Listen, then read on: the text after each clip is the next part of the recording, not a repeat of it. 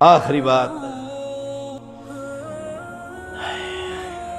جب یہ آیت کریمہ اتری نا وَلْيَضْرِبْنَ بِخُمُرِهِنَّ عَلَى جِيُوبِهِنَّ، مومنوں سے وَقُلْ لِلْمُؤْمِنَاتِ، اور ایک جگہ پر قُلْ لِلْمُؤْمِنِينَ، جب سے کہا گیا اپنی آنکھیں نیچے رکھو۔ کیسے نیچے رکھیں؟ موبائل ہاتھ میں ہوتا ہے، کمرہ خالی ہوتا ہے، تنہائی ہوتی ہے، کوئی دیکھنے والا ہوتا ہی نہیں، کام کیا کروں، ویلا بیٹھا ہوں تو عورتیں نکال کر بیٹھ جاتا ہوں۔ مومن ہے؟ اوہ، اگر اللہ اسی وقت میری ان آنکھوں کو اندھا کر دے کون ٹھیک کرے گا؟ خدا کے کار سے نہیں ڈرتے؟ وہ مومن کیسا جس کی جلوت کچھ اور ہو، خلوت کچھ اور ہو۔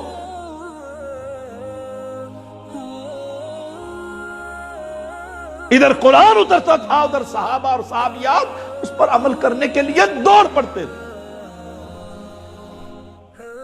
والدین کی شکایتیں ختم نہیں ہوتی، بیٹا ہے بیٹی ہے پتہ ہی نہیں کیا دیکھ رہا ہے کیا کر رہا ہے، عذاب بنا ہوا ہے۔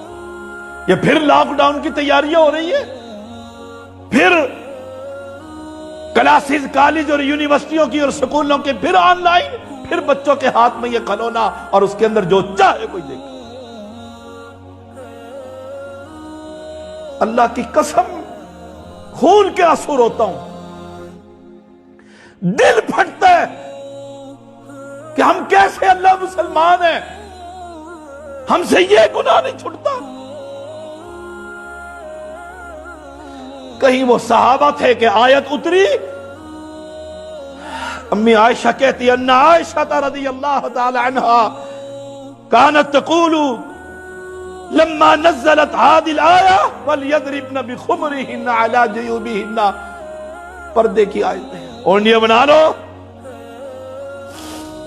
اخذنا عذرهن فشککناها من قبل الحواشی فاختمرن بها، ہم نے اپنی تہمدوں کی کنارے پھاڑ پھاڑ کر اپنے سینوں کے اوپر ڈال لیے تھے کہ رب نے کہہ دیا پردہ کرو۔ اب حوا کی بیٹی مدار میں دیکھی جاتی ہے، اس کا لباس دیکھو، اس کا کہ اس لباس میں داخل کیسے ہوئی ہے۔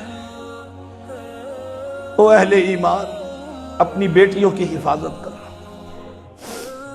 اپنی تنہائیوں کی حفاظت کر، موت کا کوئی پتہ نہیں۔ کہتے ہیں یہ اومیکرون جو ہے وہ پہلے سے بھی بڑا تیز ہے، ایسے پھڑک جاتا ہے بندہ۔ اللہ مجھے اور آپ کو توبہ نصیب فرمائے۔